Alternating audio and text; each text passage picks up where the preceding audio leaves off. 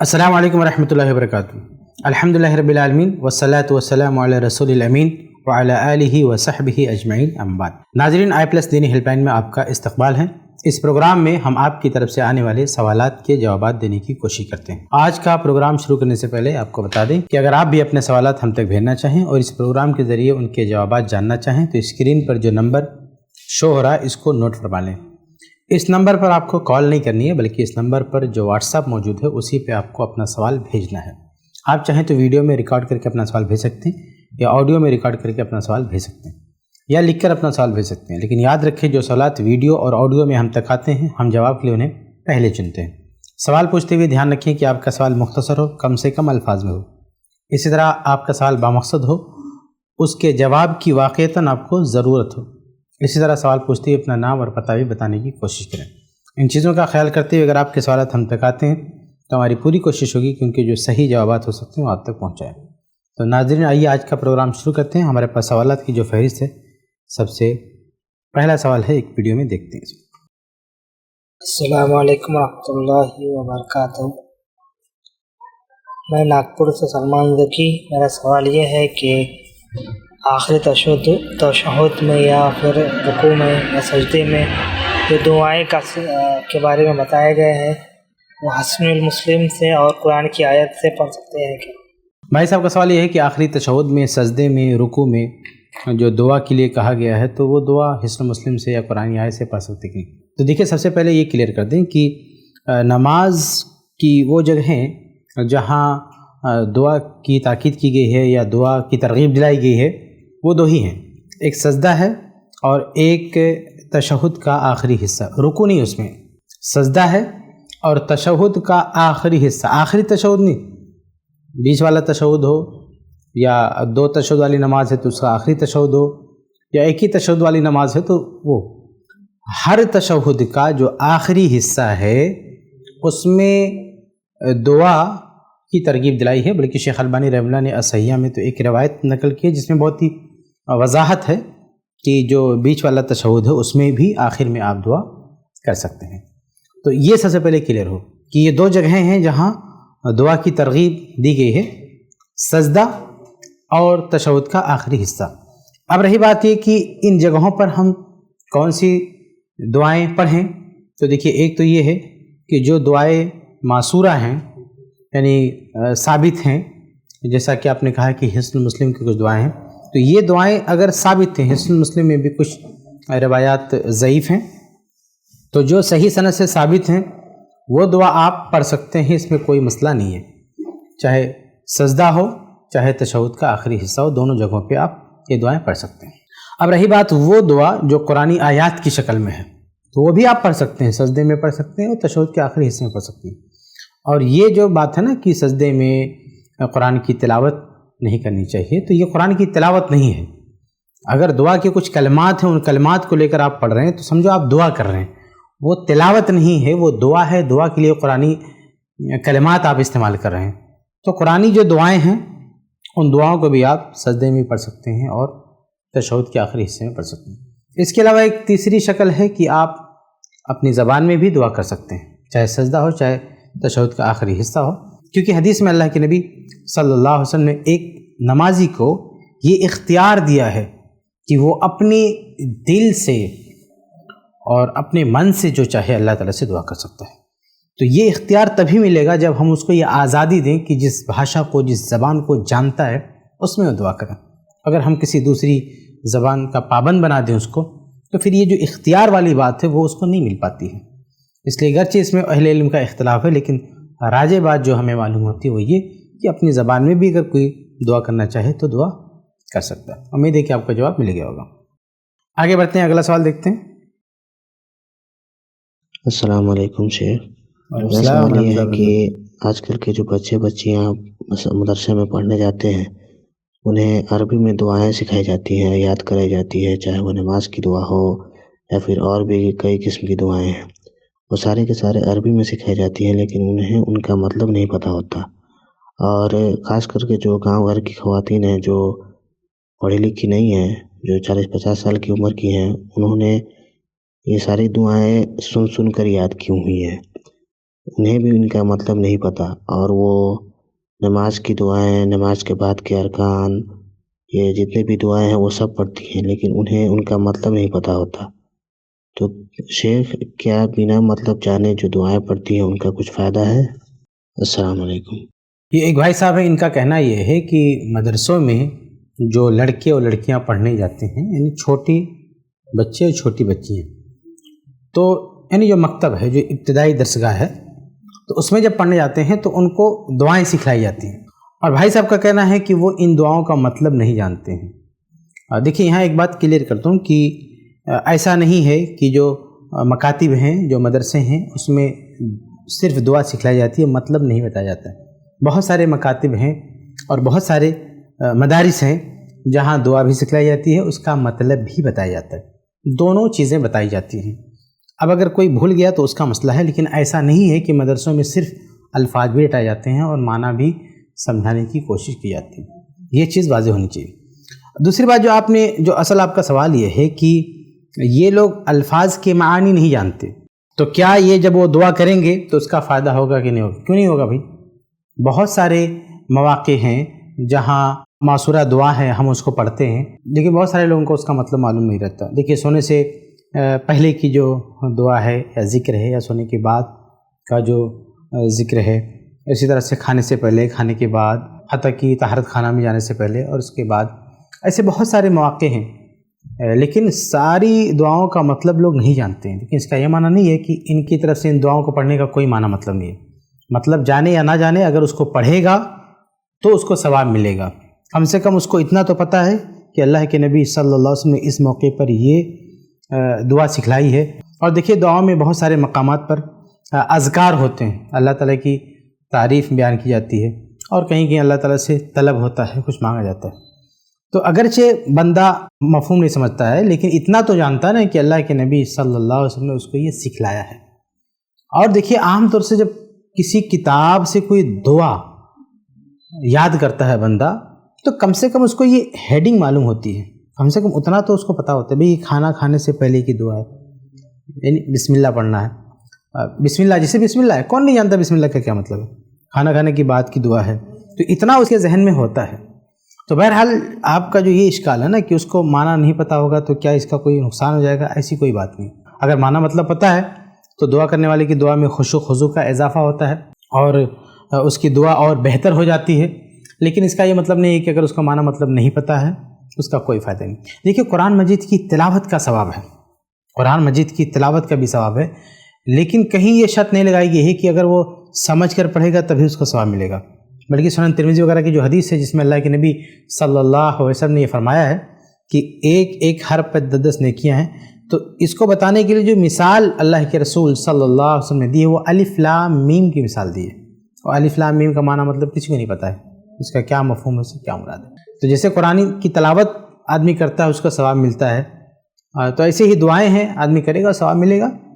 تو ایسا نہیں ہے کہ دعا کا معنی مطلب نہیں پتہ تو اس کو کوئی فائدہ نہیں، لیکن ہاں یہ بات اچھی ہے کہ اگر کوئی قرآن مجید کو سمجھ کے پڑھتا ہے تو اور بہتر ہے، ایسے ہی دعاؤں کو کوئی سمجھ کے پڑھتا ہے تو اور بہتر ہے، اس میں اور بہتری آتی ہے۔ اور ہر آدمی کو کوشش کرنی چاہیے کہ قرآن بھی سمجھے اور دعاؤں کو بھی سمجھ کے پڑھے تاکہ وہ اور بہتر ہو۔ تو یہ کوشش سب کو کرنی چاہیے، لیکن یہ نہیں کہنا چاہیے کہ اگر کسی کو معنی مطلب نہیں پتہ تو اس کا کوئی فائدہ نہیں ہے، یہ بات نہیں کہنی چاہیے۔ امید ہے کہ آپ کو جواب مل گیا ہوگا۔ آگے بڑھتے ہیں، اگلا سوال دیکھتے ہیں۔ السلام علیکم ورحمۃ اللہ وبرکاتہ۔ وعلیکم السلام۔ اگر کوئی باپ اپنی بیٹی کو دوا کھلائے، اس کے بے ہوشی کے عالم میں اس کے ساتھ زنا کرے تو اس کے باپ پہ تو گناہ ہے، لیکن اس کی بیٹی کا کیا ہوگا؟ کیونکہ اس سے کوئی شادی نہیں کرے گا، اور کوئی کرے گا انجانے میں اور وہ جان جائے گا تو پھر اسے طلاق دے دے گا، تو وہ لڑکی کیا کرے؟ بھائی صاحب نے بہت ہی عجیب سوال کیا ہے، اللہ محفوظ رکھے ان گناہوں سے ہمارے سماج کو، ہمارے معاشرے کو۔ تو دیکھیے اس طرح کا کوئی گناہ ہوتا ہے تو جس نے بھی گناہ کیا ہے اس کو پہلی فرصت میں اللہ تعالیٰ سے توبہ کرنی چاہیے، اور دوسری بات یہ ہے کہ گناہ پہ پردہ ڈالنا چاہیے۔ بھائی بہت سارے لوگوں کے ذہن میں کیا ہے کہ کسی نے گناہ کر لیا تو اس کا پرچار کرے، اس کو بتائے، ایسا نہیں کرنا چاہیے۔ اگر کسی سے کوئی گناہ ہو گیا تو اللہ سے سچی توبہ کرنی چاہیے، دوبارہ وہ گناہ نہ کرنے کا عزم کرنا چاہیے۔ اللہ تعالیٰ سے معافی مانگنی چاہیے اور پھر اس گناہ پہ پردہ ڈالنا چاہیے. یہ کوئی شرافت نہیں، یہ کوئی تقوی نہیں ہے کہ آدمی اپنے گناہوں کا پرچار کرتا پھرے. جیسے کچھ لوگ سمجھتے ہیں کہ جب شادی بیاہ ہو تو لڑکے کو اپنے سارے گناہ بتا دینا چاہیے کہ ماضی میں ہم نے زناکاری کیا ہے، بدکاری کیا ہے، اور لڑکی کو بھی بتا دینا چاہیے. بلکہ ابھی کچھ دن پہلے ایک صاحب نے سوال کیا تھا کہ کیا شادی کے موقع پر ہم لڑکی سے پوچھ سکتے ہیں کہ تمہارا کسی سے تعلق ہے کہ نہیں ہے؟ تو دیکھیے اس طرح کی باتیں نہیں کرنا چاہیے. جو گناہ ہے اگر کسی کا چھپا ہوا ہے تو ٹوئے میں نہیں پڑنا چاہیے. کسی کے گناہوں سے متعلق کھود کے سوال نہیں کرنا چاہیے. اب کوئی آپ نے پوچھے کہ آپ نے چوری کیا ہو تو بتا دیجئے، آپ نے ڈاکہ ڈالا ہو تو بتا دیجئے، آپ نے شراب پیا ہو تو بتا دیجئے، تو خود اچھا نہیں لگے گا. تو ظاہر کو دیکھ کے حکم لگتا ہے. ظاہر میں ایک شخص کیسا دکھتا ہے اسی کو دیکھ کے حکم لگتا ہے، اندر وہ کیسا ہے یہ اس کا اور اللہ کا معاملہ ہے. تو جب بھی کوئی گناہ ہو تو توبہ کرنا چاہیے اور اس پر پردہ ڈالنے کی کوشش کرنی چاہیے. چنانچہ بخاری مسلم اور بہت ساری کتب حدیث میں جو یہ واقعات ہیں کہ بعض صحابہ کرام سے گناہ ہوا، انہوں نے اللہ کے نبی صلی اللہ علیہ وسلم کے سامنے آ کے اعتراف کیا، تو عمر فاروق رضی اللہ تعالیٰ عنہ نے اس موقع سے کہا کہ اللہ تعالیٰ نے تمہارے گناہ پہ پردہ ڈال دیا تھا، تو پردہ کو باقی رکھنا چاہیے تھا، اس کو ہٹانا نہیں چاہیے تھا. تو عمر فاروق رضی اللہ تعالیٰ عنہ کے اس جملے پر اللہ کے نبی صلی اللہ علیہ وسلم نے کوئی نکیر نہیں کی کہ بہتر یہ ہے کہ آدمی سے اگر کوئی گناہ ہو گیا، اللہ تعالیٰ نے پردہ ڈالا ہے تو وہ بھی پردہ ڈالے رہے، یہی بہتر ہے. بلکہ بعض اہل علم نے تو یہاں تک کہا کہ اگر کسی سے کوئی گناہ ہو گیا اور کسی کو اس کا علم نہیں ہے، کوئی جانتا نہیں، مثلا کسی نے شراب پی لیا، اب تنہائی میں بیٹھ کے شراب پیا، اب اس برائی کو کوئی نہیں جانتا ہے، کسی کو نہیں پتہ، صرف اللہ کو پتہ ہے، اللہ نے پردہ ڈالا. تو اب اگر کوئی بندہ شک کر کے پوچھے کہ تم نے شراب پی ہے تو اس موقع پہ وہ جھوٹ بول دے کہ میں نے شراب نہیں پی ہے، تو اس کا یہ جھوٹ بولنا جائز ہوگا. تو بعض اہل علم نے مثلا امام ابن عبد البر رحمہ اللہ نے ایسے شخص کو تو جھوٹ بولنے کی اجازت دی ہے کہ اپنے گناہوں کو چھپانے کے لیے جھوٹ بول سکتا ہے اگر کسی کو نہیں پتا تو. تو کہنے کا مطلب ہے کہ اس طرح کے گناہ ہو گئے تو آدمی پوچھتا ہے وہ کیا کرے، اس کی شادی کیا ہوگی. بھائی آپ اس کا پرچار کیوں کریں گے؟ گناہ ہو گیا ان سے توبہ کرائی جائے اور پھر اس پہ پردہ ڈالا جائے. کسی سے بھی کوئی غلطی ہو گئی تو ان کو سمجھایا جائے، توبہ کرایا جائے اور پردہ ڈالا جائے. ایسا نہیں کہ سرٹیفکیٹ بنوا کے اس کی گناہ کو دنیا بھر میں پرچار کیا جائے، تو یہ بہت غلط بات ہے. تو کوئی بھی اگر گناہ ہو گیا، کسی بھی درجے کا گناہ ہو، تو آپ کو اگر پتہ چلا تو آپ کیا کر سکتے ہیں؟ نصیحت کر سکتے ہیں، اور آپ کی ذمہ داری کہ اس پہ پردہ ڈالیں، اس گناہ کو کہیں ذکر نہ کریں. تو کبھی ہو گیا گناہ، ہو گیا، پردہ ڈالیں. بلکہ اگر جیسے کہ میں نے کہا کہ اگر آپ کے اور اللہ کے بیچ میں ہے اور دوسرا بندہ کوئی کھود بچار کرے اور کوئی تجسس میں پڑے تو ایسے آدمی کو جھڑک دینا چاہیے، ایسے آدمی کے سوالوں کا کبھی جواب نہیں دینا چاہیے. بہرحال آپ نے کہا کہ ایسی کوئی غلطی ہو گئی تو بعد میں کیا ہوگا؟ تو بھائی غلطی ہو گئی تو توبہ کریں، اس پہ پردہ ڈالیں، اور بعد میں اس کا پرچار کرنے کی ضرورت نہیں ہے کہ سب سے کہتے پھریں. کسی لڑکی سے کوئی غلطی ہو گئی ہے، کوئی نہیں جانتا ہے، اس کا اللہ کا معاملہ ہے، وہ توبہ کرے اور اللہ تعالیٰ سے دعا کرے کہ اللہ تعالیٰ اس کو دنیا میں بھی عزت دے، آخرت میں بھی عزت دے، اس کے گناہ کو معاف کرے. اب شادی کے موقع پر پرچار کرنے کی ضرورت نہیں ہے کہ اس سے بدکاری ہوئی تھی، یہ ہوا تھا، وہ ہوتا، یہ سب کچھ بھی بتانے کی ضرورت نہیں ہے، کیونکہ گناہوں پہ پردہ ڈالنے سے متعلق جو احادیث ہے اس کے یہ خلاف ہوگا. تو ہرگز اس کو ظاہر کرنے کی ضرورت نہیں ہے، اس پہ پردہ پڑا رہنا چاہیے. امید ہے کہ آپ کو جواب مل گیا ہوگا. آگے بڑھتے ہیں، اگلا سوال دیکھتے ہیں. السلام علیکم شیخ. وعلیکم السلام ورحمۃ وقت اللہ. میں مجھ سے 4 بار الگ الگ طریقے سے شرک ہوا 8-10 سالوں میں. میں نے ان 4 شرک گناہوں کو ذہن میں رکھ کر توبہ کیا. پھر جیسے جیسے میری علم بڑھی تو پتہ چلا کہ مجھ سے کچھ اور بار شرک ہوا ہے. تو شیخ کیا مجھے پھر سے یاد آئے گناہوں کی توبہ کرنی پڑے گی؟ کیا کوئی ایسے الفاظ ہیں جن سے کوئی انسان پچھلے ساری گناہوں سے، چاہے وہ یاد ہو یا نہ ہو، اللہ سے توبہ کر سکے؟ کیونکہ شیخ موت کا کسی کو نہیں پتہ، اور میں چاہتا ہوں کہ مرنے سے پہلے میں ساری گناہوں سے پاک ہو جاؤں. السلام علیکم. بھائی صاحب کا کہنا ہے، اور انہوں نے خاص شرک سے متعلق یہ بات کہی کہ کئی بار شرک ہوا، ہم نے توبہ کیا، بعد میں یاد آتا ہے کہ اور کئی طرح سے شرک ہوا ہے. تو دیکھیے اگر گناہ کی نوعیت الگ الگ ہے، الگ الگ گناہ کسی نے کیا، کسی نے چوری کیا ہے، کسی نے زناکاری کیا ہے، تو سب سے اس کو توبہ کرنا چاہیے، ہر گناہ سے اس کو توبہ کرنا چاہیے. بلکہ عمومی طور پر اسے بار بار استغفار کرتے رہنا چاہیے کہ اپنے گناہوں سے، چھوٹے بڑے تمام گناہوں سے اس کو توبہ کرتے رہنا چاہیے. اور آپ نے شرک کے بارے میں جو کہا کہ 4 بار شرک ہوا تھا تو ہم نے توبہ کر لی، پھر یاد آتا ہے شرک، تو بھائی دیکھیے اگر آپ کو توحید سمجھ میں آ گئی، یعنی عقیدہ توحید کو آپ نے سمجھ لیا اور یہ مان لیا کہ اب اللہ کے ساتھ کسی بھی معاملے میں کسی کو شریک نہیں کر سکتے، اللہ کی ذات، اللہ تعالیٰ کے اسماء و صفات، اللہ تعالیٰ کی عبادت میں کسی کو شریک نہیں کر سکتے، آپ اس بات کو سمجھ گئے، تو اس سے پہلے جو بھی آپ نے شرک کیا، اس کی جو بھی نوعیت تھی، جو بھی شکل تھی، آپ اگر یہ توبہ کرتے ہیں کہ ہم نے آج سے پہلے جتنا بھی شرک کیا اللہ تعالیٰ معاف کر دے، اب میں شرک نہیں کروں گا، تو یہ کافی ہے۔ ایسا نہیں ہے کہ آپ ایک ایک دن بیٹھ کے یاد کریں کہ فلاں دن کون سا شرک کیا تھا، فلاں دن کس غیر اللہ کو سجدہ کیا تھا، فلاں دن کس سے مدد مانگی تھی، کیا کیا تھا، یہ سب آپ کو یاد کرنے کی ضرورت نہیں ہے۔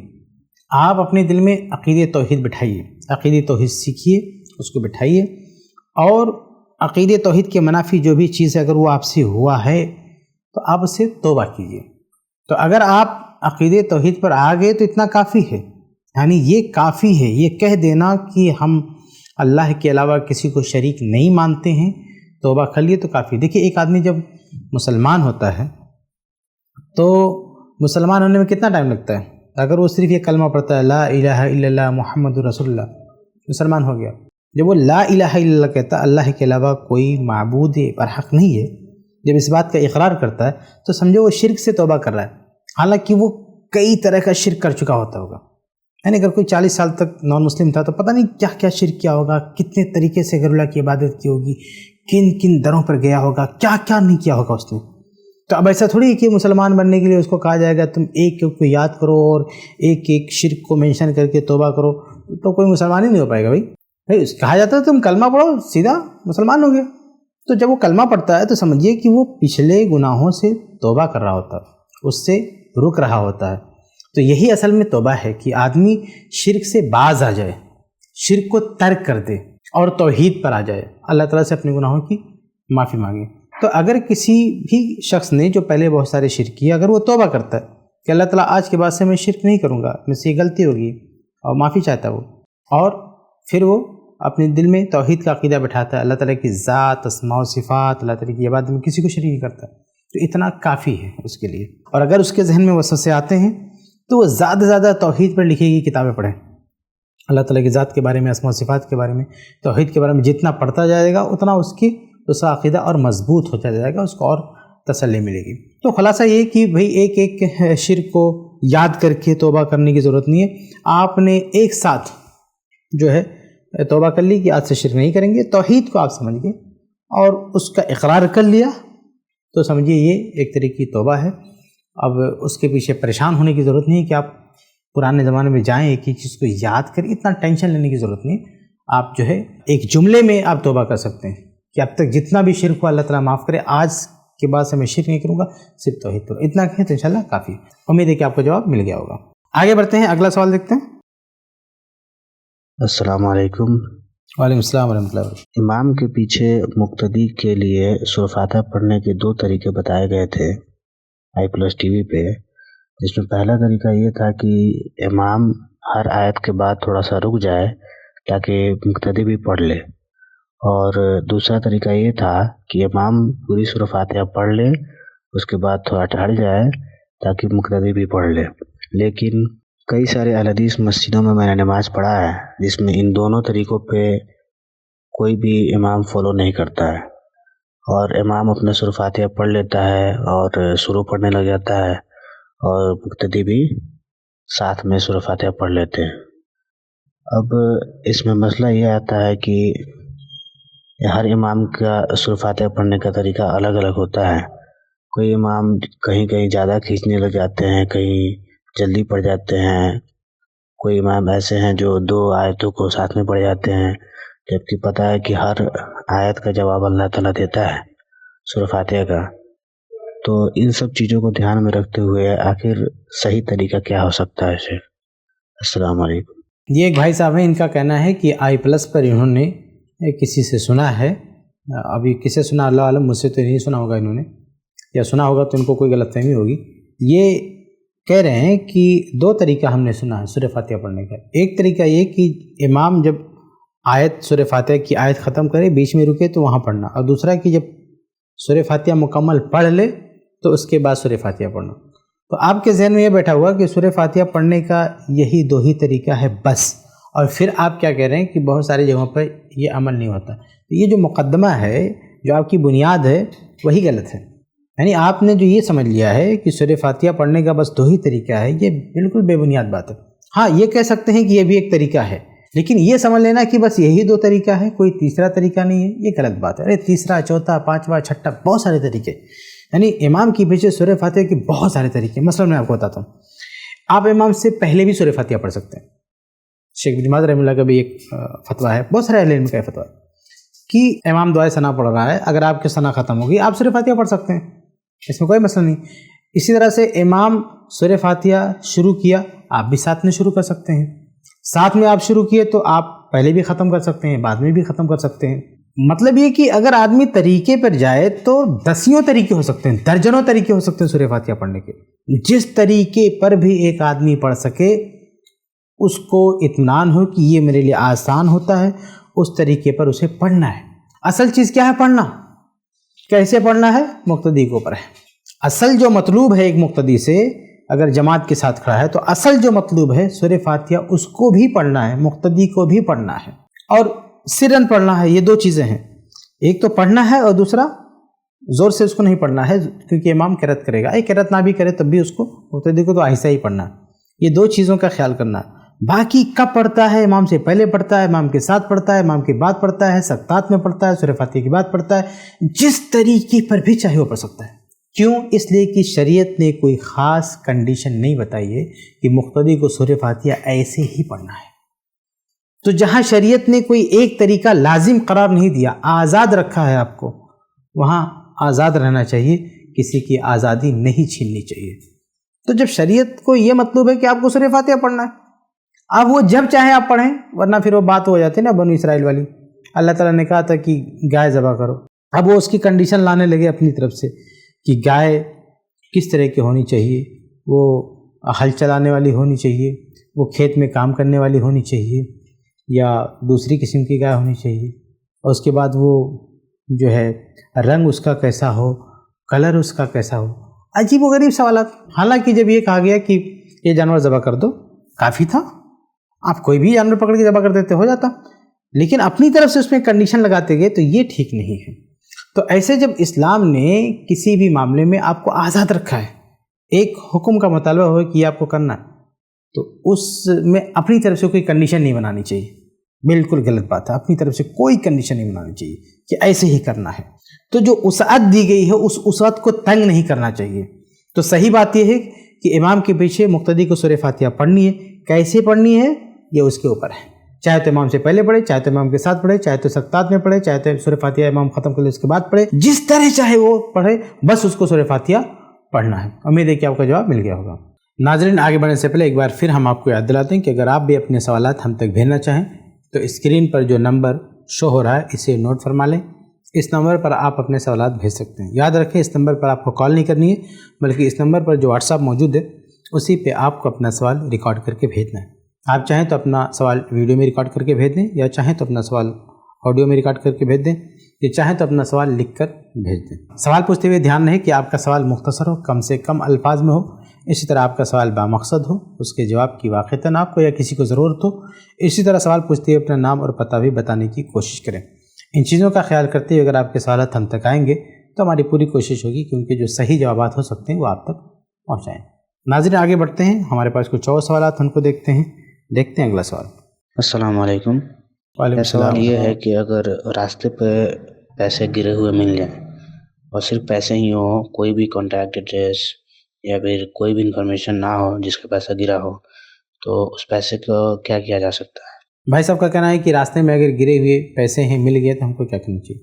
تو دیکھیے، سوال پہلے بھی آ چکا ہے اور ڈیٹیل میں اس کا جواب دیا جا چکا ہے کہ کوئی بھی چیز اگر گم جاتی ہے کسی کی تو دوسرا آدمی اسے اٹھائے گا تو اس کا کیا کرے گا، وہ استعمال میں لا سکتا ہے کہ نہیں لا سکتا ہے. تو اس کی بہت ساری شکلیں ہوتی ہیں. ایک دو چیز میں آپ کے سامنے واضح کر دوں، باقی ڈیٹیل میں آپ وہ ویڈیو سرچ کر کے دیکھ لیں، اس میں تفصیل آپ کو بتائے گی. دیکھیے، کچھ چیزیں ایسی ہوتی ہیں کہ آدمی بعد میں، یعنی کسی سے گم ہو گیا تو وہ آدمی اس کے لیے واپس نہیں آئے گا، نہ اس کے لیے کھوج خبر کرے گا.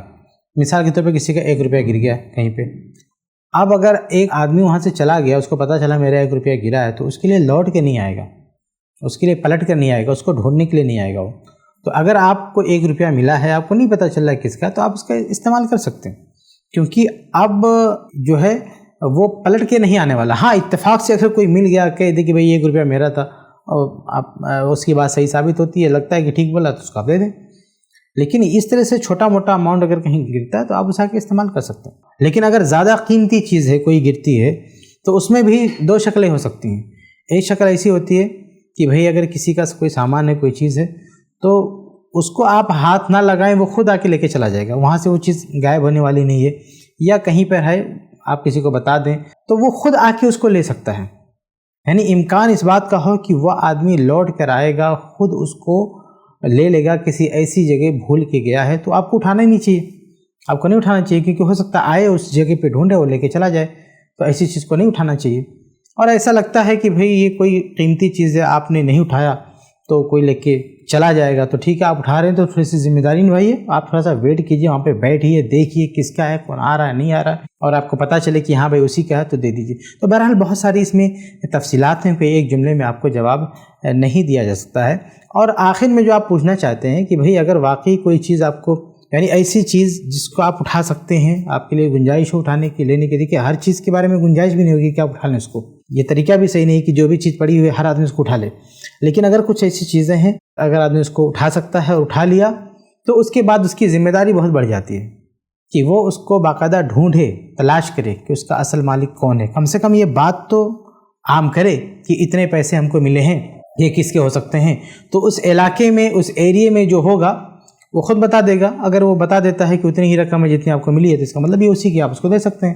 آج کل تو بہت آسان ہے پرچار کرنا، کہ بھی آج کل فیس بک ہے، واٹس ایپ ہے، اس پہ تو آپ فوٹو ڈال سکتے ہیں، بڑی آسانی سے پہنچا جا سکتا ہے۔ تو آج کل اگر ایسی کوئی رقم ملتی ہے تو آپ اس کا اعلان کر سکتے ہیں، اعلان کرنے کے بعد اس کو پہنچا سکتے ہیں۔ اگر تمام تر کوشش کرنے کے باوجود بھی آپ کو لگتا ہے کہ اس کا کوئی مالک نہیں مل رہا ہے، اس کا کوئی امیدوار نہیں مل رہا ہے، تو آپ اس کو استعمال کر سکتے ہیں۔ لیکن یاد رہے کہ کل کو اگر پتہ چلا کہ اس کا یہ مالک تھا، وہ آ گیا، تو پھر آپ کو دینا پڑے گا۔ سب سے بہتر شکل یہ ہوگی کہ اگر آپ کو کسی کی کوئی رقم مل گئی، آپ کسی غریب وغیرہ کی مدد کر دیں، کسی کی ہیلپ کر دیں اس پیسے سے، اور خود استعمال کرنے سے بہتر ہے کہ آپ کسی کی ہیلپ کر دیں۔ لیکن کسی کی ہیلپ کرنے کے بعد بھی اگر اس کا مالک آ گیا تو پھر آپ کو دینا پڑے گا، اگرچہ آپ نے خیرات کر دیا، کسی کو دے دیا، آپ کو اسے ادا کرنا پڑے گا۔ تو یہ چند باتیں ہیں، باقی ڈیٹیل میں ایک اور ویڈیو میں ایک اور سوال کے جواب میں ہم ساری تفصیلات رکھ چکے ہیں، اسے آپ دیکھ سکتے ہیں۔ آگے بڑھتے ہیں، اگلا سوال دیکھتے ہیں۔ السلام علیکم شیخ، کیا ایک وضو سے 2 وقت کی نماز پڑھی جا سکتی ہے؟ جیسے عصر کی نماز کے بعد مغرب کا وقت کم ہی ہوتا ہے، تو کیا عصر میں بنائے گئے وضو سے مغرب کی نماز پڑھی جا سکتی ہے؟ بھائی صاحب پوچھ رہے ہیں کہ کیا عصر میں بنائے گئے وضو سے مغرب کی نماز پڑھ سکتے ہیں کہ نہیں؟ بھائی دیکھیے، نماز کے لیے اصل وضو کے بارے میں کیا شرط ہے کہ آدمی باوضو ہو۔ تو اگر آپ نے فجر میں وضو کیا ہے، آپ کا وضو بڑا مضبوط ہے، آپ مغرب تک جا سکتے ہیں، تو جب تک آپ کا وضو نہیں ٹوٹتا ہے، جب تک آپ نماز پڑھتے رہیں۔ اگر ایسا ممکن ہے کسی کے ساتھ کہ وہ فجر میں وضو کیا اور پھر عشاء تک اس کا وضو نہیں ٹوٹا، حالانکہ بڑا مشکل ہے یہ، لیکن اگر ایسا ممکن ہوا تو کوئی مسئلہ نہیں ہے، آپ 5 نماز پڑھیے، صرف 1-2 نماز کا مسئلہ نہیں ہے۔ اگر آپ کا وضو نہیں ٹوٹتا ہے تو آپ اس وضو سے 5 نماز پڑھ سکتے ہیں، بلکہ اگر کہنے کی بات کی ہے تو اگلے دن کی بھی نماز پڑھ سکتے ہیں۔ لیکن ایسا ممکن نہیں ہے، بہت سارے لوگ کتابوں میں لکھتے نا کہ فلاں بزرگ تھے، انہوں نے 40 سال تک عشاء کے وضو سے فجر کی نماز پڑھی ہے، یعنی پوری رات ان کا وضو نہیں ٹوٹتا تھا۔ حالانکہ یہ بڑا مشکل ہے، بہت ناممکن سی بات لگ رہی ہے، لیکن بہرحال اگر ایسا کسی کے ساتھ ہوتا ہے کہ عشاء کی نماز پڑھا اس نے اور فجر تک وہ جاگتا رہا، اس کا وضو برقرار رہا، تو اس وضو سے وہ فجر کی نماز بھی پڑھ سکتا ہے، تو مغرب کے وضو سے عشاء کی نماز پڑھ سکتا ہے، جتنی بھی نمازیں چاہے پڑھ سکتا ہے۔ شرط کیا ہے؟ ایک بار آدمی نے وضو کر لیا، اس کا وضو جب تک نہیں ٹوٹتا ہے جب تک وہ نمازیں پڑھ سکتا ہے، لیکن بہتر یہ ہے کہ ہر نماز کے لیے آدمی نیا وضو کرے، گرچہ اس کا وضو برقرار ہو، پھر بھی بہتر بات یہ ہے کہ وہ وضو کر لے۔ اگر ہر نماز کے لیے نیا وضو کرتا ہے تو یہ زیادہ بہتر ہے، یہ اچھی بات ہے، مستحب بات ہے۔ لیکن اگر وہ رخصت پہ عمل کرنا چاہے، ایک ہی وضو سے کئی نمازیں پڑھنا چاہے، تو جب تک اس کا وضو نہیں ٹوٹتا جب تک وہ جتنی بھی نماز چاہے وہ پڑھ سکتا ہے۔ امید ہے کہ آپ کو جواب مل گیا ہوگا۔ آگے بڑھتے ہیں، اگلا سوال دیکھتے ہیں۔ अस्सलाम वालेकुम शेख। वालेकुम अस्सलाम व रहमतुल्लाह। मियाँ बीवी दोनों को कुरान और हदीस का इल्म ना हो, लेकिन नमाज पढ़ते हों और दीन की बात बताई जाए और वो बात उस माहौल से मिलती जुलती ना हो, तो इल्म ना होने की वजह से अगर कोई ये कह दे कि मैं इस बात को नहीं मानता, तो क्या वो इस्लाम से खारिज हो जाएगा? और क्या अगर वो कलमा पढ़े और अपनी गुनाहों से तौबा करे तो क्या उन्हें फिर से निकाह करना पड़ेगा? भाई साहब का सवाल ये है कि कोई मियाँ बीवी, और मियाँ बीवी को जोड़ के क्यों सवाल किया इन्होंने, जनरल आप इस सवाल कर सकते हैं कि कोई भी आदमी जिसको कोई बात बताई जाए शरीयत की और वो कह दे मैं ये नहीं मानता, तो भाई साहब पूछते हैं कि अगर कोई ऐसा बोलता है कि मैं इस बात को नहीं मानता तो क्या वो काफिर हो जाएगा? तो देखिए, अगर कोई बंदा बोलता है कि मैं इस बात को नहीं मानता तो उसके पीछे वजह क्या है, ये जानना ज़रूरी है। अगर उसके पीछे वजह ये है कि वो आप पे भरोसा नहीं कर रहा है, वो ये कह रहा है कि भाई तुम खुद जाहिल हो, गरचे आप अल्लामा हो, लेकिन सामने वाला आपको जाहिल समझ रहा है, ये समझ रहा है कि तुम गलत बात बता रहे हो, उस बुनियाद पर कहता है मैं नहीं मानता, तो जाहिर सी बात है वो काफिर नहीं होगा, क्योंकि वो इस्लाम का इनकार नहीं कर रहा, तो आपका इनकार कर रहा है, वो तो आप पे भरोसा नहीं कर रहा, आप पे ट्रस्ट नहीं उसको। तो आज हमारे यहाँ बहुत सारे नौजवान होते हैं फासिक फाजिर, ना एक तरह की नमाज़ पढ़ते हैं, मतलब दिन भर झूठ बोलते हैं, मतलब ऐसे लोग हैं। ऐसे लोग जाएंगे किसी को दीन की बात बताने और आदमी नहीं मानता तो बोलते तो काफिर हो गया। अरे भैया, वो तुम पर भरोसा ही नहीं कर रहा है, तुम्हें इस काबिल नहीं समझ रहा है नहीं दीन की बात बताने की, तो आप ही क्या समझ रहे हो कि वो शरीयत का इनकार कर रहा है? शरीयत का नहीं इनकार कर रहा है, तुम्हारी शख्सियत का इनकार कर रहा है। तो बहुत सारे मौके पे लोग जो बात नहीं मानते हैं ना, तो ऐसा नहीं कि उनको इस्लाम से कोई जिद है या कुरान हदीस का इनकार कर, नहीं, वो तुम्हारा इनकार कर रहे हैं, तुम पे भरोसा ही नहीं करें कि आदमी दीन की बात सही कर रहा है। उनको ये लगता है कि बात कुछ और ये आदमी कुछ और बता रहा है, इसलिए उसका इनकार करते हैं। तो अगर इस तरह से कोई इनकार करता है तो उसको हम काफिर नहीं कह सकते, ठीक है। दूसरी बात ये है कि हो सकता है कि वो आप पे भरोसा भी कर रहा हो कि चलो आप सच्चे हैं, अमानतदार हैं, सब कुछ है, लेकिन उसको ये लगता हो कि आपसे कोई गलती हुई मसला बताने में, गरचे उसको आलिम मानता हो, आपको सब कुछ मानता हो, लेकिन उसको कहीं ना कहीं ये फील होता है कि भैया मौलाना साहब सही से समझ नहीं पाए, और वो ये समझता है कि गरचे वो जाहिल हो, लेकिन वो समझता है कि नहीं बात ऐसी नहीं ऐसी है। तो जो कन्फ्यूज़न वाला मामला हो तब भी आप उसको काफ़ी नहीं बोल सकते, क्योंकि उसके दिल में असल इनकार वाली बात नहीं है कि मैं कुरान का इनकार कर रहा हूँ, हदीस का इनकार कर रहा हूँ, वो कन्फ्यूज अपने आप में लेके, इसको जहालत कह सकते हैं, इसको कुफ्र नहीं कहेंगे, उसकी जहालत कहेंगे कि वो जाहिल होकर भी इज्तिहाद कर रहा है, यानी मुफ्ती बनने की कोशिश कर रहा है, तो उसको जहालत कह सकते हैं, लेकिन इसको कुफ्र नहीं कह सकते कि वो इनकार कर रहा है। अच्छा, अगर हम चलो थोड़ी देर के लिए मान लेते हैं कि एक आदमी के पास कोई उज़्र नहीं है, वो समझ गया दीन की बात उसके सामने है, कुरान और हदीस की बात बहुत क्लियर है, फिर भी कहता मैं नहीं मानता हूँ, तब भी हम उसको काफिर नहीं बोल सकते। चलते फिरते आदमी का ये काम नहीं कि किसी को काफिर बोलते फिरे, उसके लिए फिर वो मवाने देखे जाते हैं, बहुत सारे, यानी तकफीर के जो मवाने हैं वो भी देखे जाते हैं कि इसको काफिर करार देने से कोई माने है कि नहीं, और वो एक बहुत बड़ा प्रोसेस है। तो इसलिए अगर कोई इनकार करता तो झट से हमें उस पर कुफ्र का फतवा नहीं लगाना चाहिए, किसी भी वजह से इनकार करे, ये बड़े उलमा के लिए छोड़ देना चाहिए। अगर उनके पास मामला जाए, अगर बहुत सारे उलमा बैठ के उसकी तकफीर कर देते हैं कि भाई काफिर है, तब जाके ये मामला होगा कि उसका निकाह टूट गया, अब उसको हिस्सा नहीं मिलेगा, बहुत सारी चीज़ें उस पर कुफ्र वाले अप्लाई होंगे। लेकिन जब तक बाकायदा बड़े उलमा की, किबार उलमा की टीम ने किसी शख्स की तकफीर नहीं की और उस पर हुज्जत कायम करते हुए तकफीर के जो भी उसूल ज़ाबित हैं उस पर अमल करते हुए, जब तक बड़े उलमा ने किसी की तकफीर नहीं की है, तब तक हर राह चलता फिरता शख्स उसकी तकफीर नहीं कर सकता, उसे काफिर नहीं कर सकता, नहीं ये बोल सकता कि जाओ फिर से निकाह करो, ये सब करो, ये सब हर आदमी का काम नहीं है। बहरहाल अगर किसी ने इनकार भी किया तो क्यों इनकार कर रहा है, कैसे कर रहा है, आप बहुत कर सकते उसको समझाएं, लेकिन ये कुफ्र वाली बात बिल्कुल ना करें। और ये निकाह की तस्दीक करना, दोबारा निकाह कराना, ये सब की कोई भी ज़रूरत बिल्कुल भी नहीं है। जब तक उसे मुसलमान तस्लीम किया जा रहा है, मुसलमानों के साथ उठ बैठ रहा है, बाकायदा मुफ्तियान ने उसकी तकफीर नहीं की है, तब तक हम और आपको उसके साथ एक मुसलमान जैसा बर्ताव करना है। गरचे उसने कुफ्र किया हो सकता है अल्लाह रब्बुल आलमीन के यहाँ वो काफिर हो, ऐसा नहीं कि हम किसी की तकफीर नहीं करेंगे तो काफिर नहीं होगा, हो सकता है काफिर हो, लेकिन हमारा उसके साथ जो मामला होगा वो मुसलमानों जैसा ही होगा, मुसलमानों जैसा ही बर्ताव हम करेंगे। हम ये नहीं कहेंगे कि तुम्हारा निकाह टूट गया, ये हो गया, इस तरह की बातें नहीं करेंगे। तो खुलासा ये है कि कोई भी शख्स इनकार करता है तो हर आदमी का काम नहीं है कि उसको जाके काफिर बोल दे, वो मुस्तनद और बड़े उलमा का काम है। तो जब तक बड़े उलमा किसी की तकफीर नहीं करते हैं, हमें तकफीर वाली ज़बान नहीं इस्तेमाल करनी है, और इस्लाह वाली जो भी सूरत अपना सकते हैं वो हमको अपनाना चाहिए। उम्मीद है कि आपको जवाब मिल गया होगा। आगे बढ़ते हैं, अगला सवाल देखते हैं। السلام علیکم شیخ. وعلیکم السلام ورحمۃ اللہ وبرکاتہ. اگر کوئی مرغی ذبح کر کے بیچ رہا ہو تو کیا اسے اس بات کی جانچ پڑتال کرنی ہوگی کہ اس سے جو کوئی بھی گوشت خرید رہا ہے وہ کہیں حرام کام جیسے دارو وغیرہ میں استعمال تو نہیں کر رہا؟ کیونکہ مرغی ذبح کرتے وقت اللہ کا نام لیا جاتا ہے. بھائی صاحب کا سوال یہ ہے کہ کوئی مرغی بیچ رہا ہو تو جس سے بیچ رہا ہے، جو مرغی خرید رہا ہے گوشت، تو کیا یہ بیچنے والا اس کے بارے میں جانچ پڑتال کرے گا کہ یہ گوشت لے جا کے کیا کر رہا ہے؟ کہتے ہیں کوئی شراب وراب پیتا ہو، اس میں استعمال کرتا ہو، تو ہم اللہ کا نام لے کے ذبح کرتے ہیں تو کچھ مسئلہ نہ ہو جائے. تو یہ بھائی صاحب کہتے ہیں کہ کیا اس کی جانچ پڑتال کرنی چاہیے. دیکھیے، بلا وجہ کی بدگمانی نہیں کرنا چاہیے کسی کے ساتھ. ایک آدمی آپ سے گوشت خریدنے آیا ہے، آپ کو کیوں لگا کہ وہ جا کے شراب پیے گا، یہ کرے گا، وہ کرے گا؟ یہ کہتے ہیں کسی کے تجسس میں، کسی کے ٹوہ میں نہیں پڑنا چاہیے. ہاں، اگر یہ لگتا ہے نا کہ کسی کے بارے میں بالکل کنفرم ہو، پکا معلوم ہو، ثبوت ہو کہ یہ آدمی آپ سے کوئی بھی چیز خرید کے لے آتا ہے اور غلط استعمال کرے گا، تو آپ اس کو چیز مت بیچیے. لیکن محض شبہات کی بنیاد پر، ظن کی بنیاد پر، گمان کی بنیاد پر کسی کی انکوائری کرنا، کسی کے ساتھ پوچھ تاچھ کرنا اور کسی کو ٹٹولنا، یہ بہت غلط بات ہے. ان ظن لا یغنی من الحق شیئا. ظن کا مطلب، گمان کا مطلب نہیں کہ حقیقت ہو گیا وہ. تو کسی کے تجسس میں، کسی کے ٹوہ میں نہیں پڑنا چاہیے. ظاہر دیکھ کر حکم لگانا چاہیے. اگر آپ مرغی بیچ رہے ہیں، ایک آدمی گوشت خریدنے کے لیے آیا ہے، تو اس کے ساتھ حسن ظن رکھیے. آپ یہ بدگمانی کیوں پال رہے ہیں کہ ہو سکتا ہے آدمی لے جاتا ہو، یہ کرتا ہو، وہ کرتا ہو؟ کس نے آپ کو بتا دیا؟ کیوں یہ بدگمانی پال رہے ہیں آپ؟ تو اس طرح کی بدگمانی نہیں پالنا چاہیے. بھائی ہو سکتا ہے کوئی برا بھی ہو، مان لو کوئی شخص برا بھی ہو، وہ مرغی خرید کے آپ کو لے جا رہا ہے، پھر اس میں کون سی قباحت کی بات آ گئی؟ کوئی الگ سی برائی کر رہا ہے، اس کا مرغی سے کیا تعلق ہے؟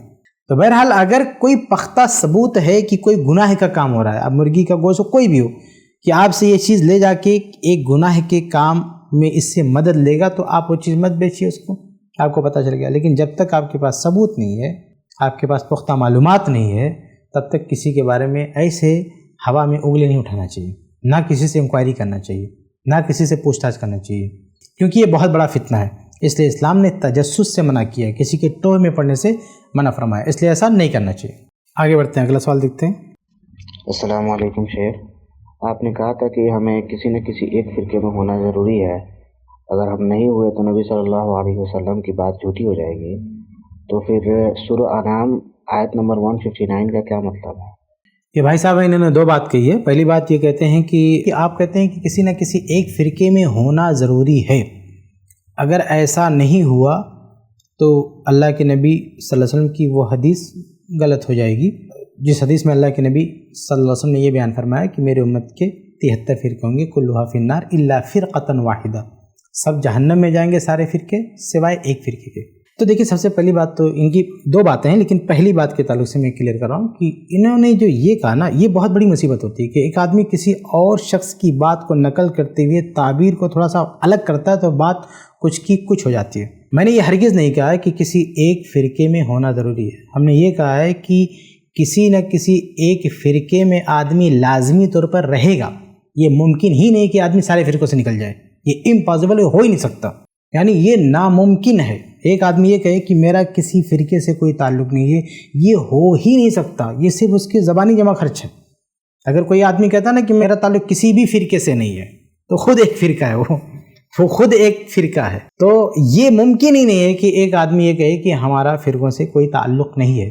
تو جب اللہ کے نبی صلی اللہ علیہ وسلم نے خود کہہ دیا کہ اس امت کے بھی فرقے ہوں گے، اتنے سارے فرقے ہوں گے، اور پھر اللہ کے نبی صلی اللہ علیہ وسلم نے کہا الا فرقۃ واحدہ، ایک فرقہ، ایک جماعت جو ہے وہ جنت میں جائے گی.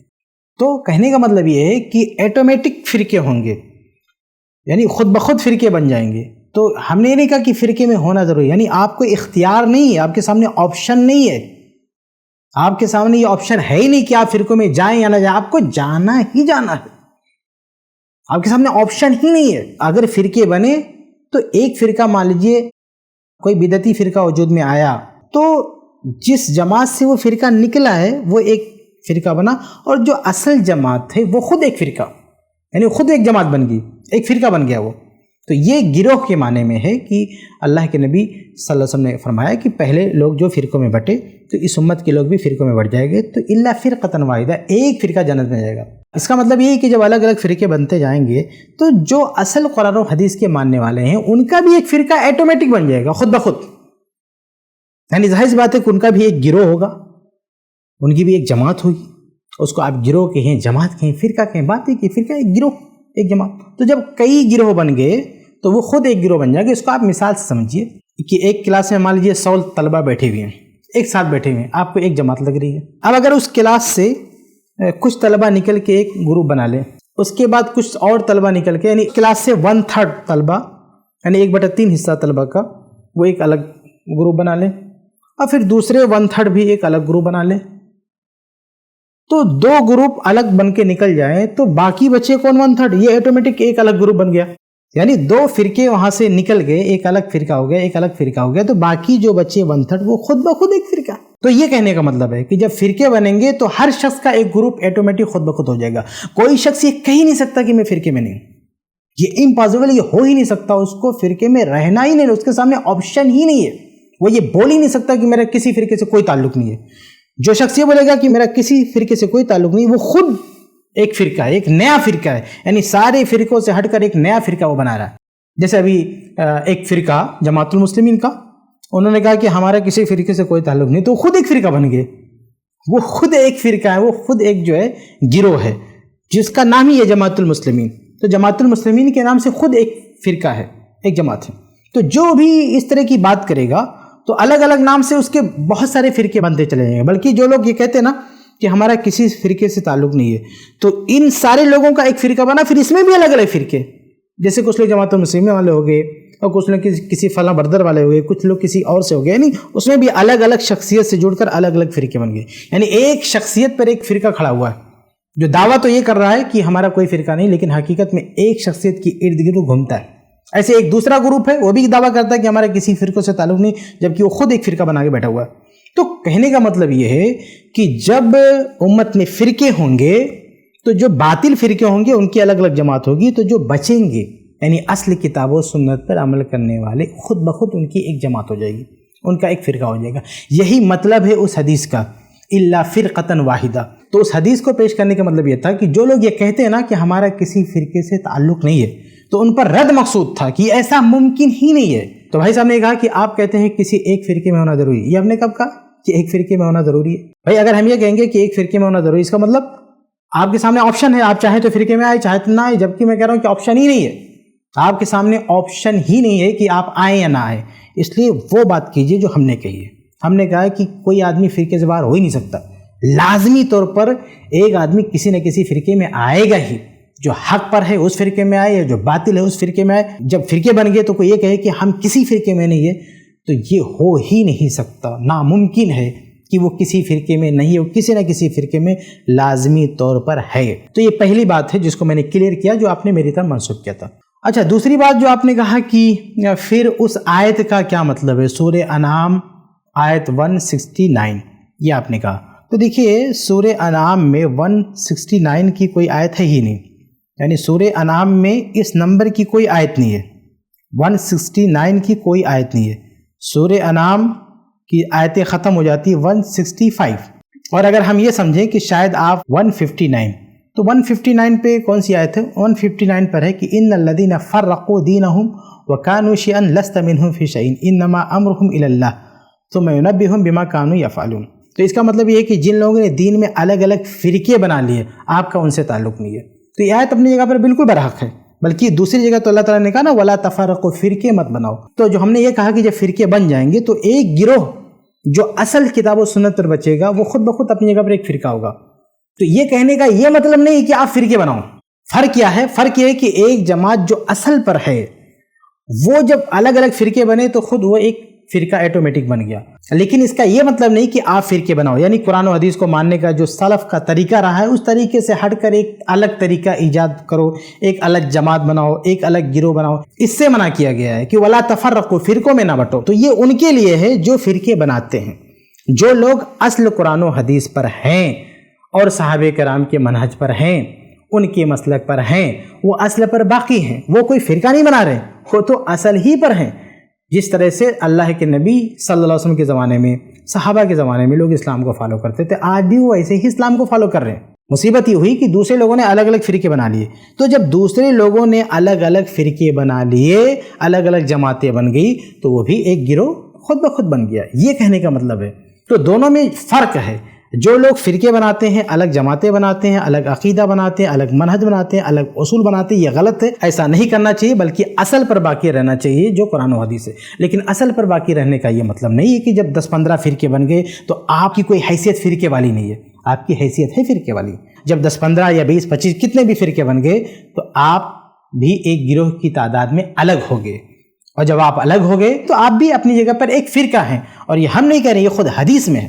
اللہ کے نبی صلی اللہ علیہ وسلم کی حدیث الا فرقۃ واحدہ، کہ اتنے سارے فرقے ہوں گے، ایک فرقہ جنت میں جائے گا. تو اللہ کے نبی صلی اللہ علیہ وسلم نے خود اس کو فرقہ کہا ہے، خود اس کو جماعت کہا ہے. تو ایک گروہ، ایک جماعت اصل پر رہتے ہوئے اس وجہ سے فرقہ بن جائے کہ اور لوگوں نے فرقے بنا لیے، یہ ایک الگ بات ہے.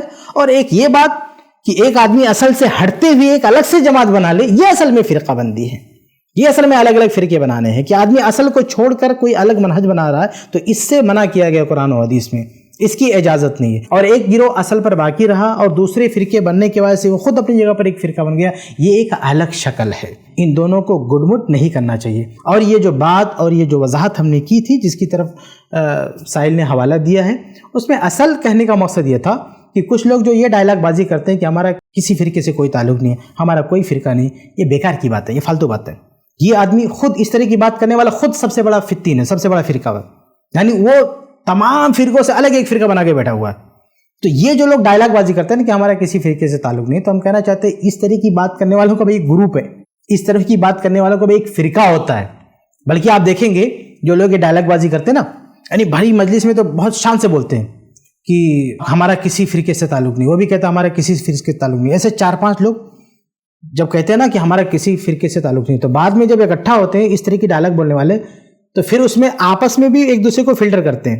پھر یہ دیکھتے ہیں کہ ٹھیک ہے یہ کسی فرقے سے تعلق نہیں، پھر یہ فالوور کس کا ہے، تو پتہ چلا کہ یہ مسعود احمد بیسی کا فالوور ہے. تو اب وہ اس میں فلٹر کرتا ہے کہ اس خیال کے لوگ کون ہیں. تو اپنے آپ کو فرقہ نہ کہتے ہوئے بھی، یعنی یہ ٹائٹل صرف نہیں دیتا فرقے کے، لیکن حقیقت میں سب سے بڑا فرقہ پرست ہوتا ہے وہ. پھر ایسے لوگوں کو الگ کرتا ہے، جماعت المسلمین والے ہم ہیں. اور دوسرے لوگ جو کہتا ہے کہ ہم جماعت المسلمین کے نہیں ہیں اور کہتا ہے کہ میرا فرقے سے کوئی تعلق نہیں، اس کو خود وہ فرقہ سمجھتا ہے. آپ دیکھیں کتنی عجیب بات ہے کہ خود اس کو بھی، یعنی جو لوگ یہ کہتے ہیں نا کہ ہمارا فرقوں سے کوئی تعلق نہیں، یہ لوگ خود الگ الگ فرقوں میں بٹے ہوئے ہیں. ان کے الگ الگ شخصیات ہیں. ایک شخصیت پر ایک پورا فرقہ کھڑا ہوا ہے جو کہتا ہے نا کہ ہم کسی فرقوں میں نہیں بٹے ہیں. اس طرح کی کہنے والے پتہ نہیں کتنی فرقوں میں بٹے ہوئے ہیں. اس میں اتنے فرقے ہیں اور ہر فرقے کی ایک شخصیت ہے، ایک کے پیچھے وہ دیوانے ہیں اور اسی کی بات پر آمنا و صدقنا کہتے ہیں. تو اس بات کی تردید مقصود تھی کہ ایسا کہنا ممکن نہیں ہے کہ ہمارا تعلق کسی فرقے سے نہیں ہے. فرقے میں آدمی خود بخود ایٹومیٹک آ ہی جاتا ہے کہ جب فرقے بنیں گے تو کسی نہ کسی فرقے میں وہ آ جائے گا. امید ہے کہ یہ باتیں آپ کے لیے واضح ہوگی ہوں گی. ناظرین وقت ہو چکا ہے اور آخر میں پھر آپ کے سامنے واضح کرتے ہیں کہ اگر آپ بھی اپنے سوالات ہم تک بھیجنا چاہیں تو اسکرین پر جو نمبر شو ہو رہا ہے اسے نوٹ فرما لیں. اس نمبر پر آپ اپنے سوالات بھیج سکتے ہیں، ویڈیو میں، آڈیو میں یا لکھ کر.